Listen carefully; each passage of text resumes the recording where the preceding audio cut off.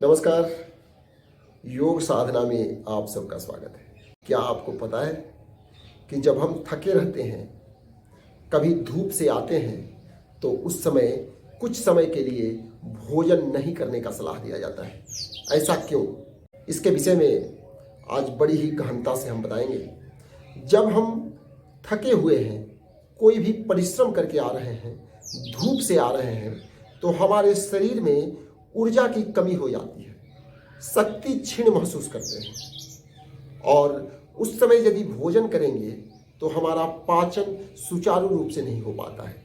इसका मुख्य कारण यह है कि रक्त का संचार जब भोजन करते हैं तो आमाशय में बढ़ जाता है। हमारे शरीर के और भी अंगों में, मुख्य रूप से हमारे ब्रेन में, हमारे ऊपरी भाग में, मस्तिष्क में रक्त का संचार कम हो जाता है और आमाशय में पाचन क्रिया शुरू करने के लिए रक्त का संचार बढ़ जाता है। जब तक पाचन शुरू नहीं होता है, जब हम भोजन करते हैं, कम से कम 1 घंटा तक हमें शरीर को उस भोजन से शक्ति नहीं मिलता है, उस भोजन से ऊर्जा नहीं मिलता है।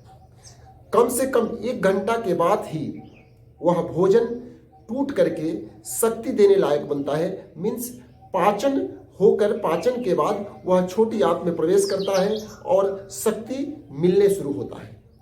यह मुख्य कारण है कि जब भी हम भोजन करते हैं तो पहले हमें नींद आने लगती है, भारीपन महसूस होने लगता है, क्योंकि जो हम भोजन करते हैं वह भोजन ऊर्जा और ले रहा है, शरीर को ऊर्जा दे नहीं रहा है।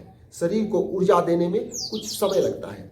तो यह मुख्य कारण है कि जब हम थके हुए आते हैं और उस समय भोजन कर लेंगे तो भोजन को पाचन के लिए ऊर्जा नहीं मिल पाएगा और पाचन क्रिया सुचारू रूप से नहीं हो पाएगा और अपच, अजीर्ण इत्यादि का शिकार हो जाएंगे आप। इसलिए जब भी आप थके हुए आ रहे हैं तो उस समय जल का सेवन करें, वो भी थोड़े ठंडे होने के बाद।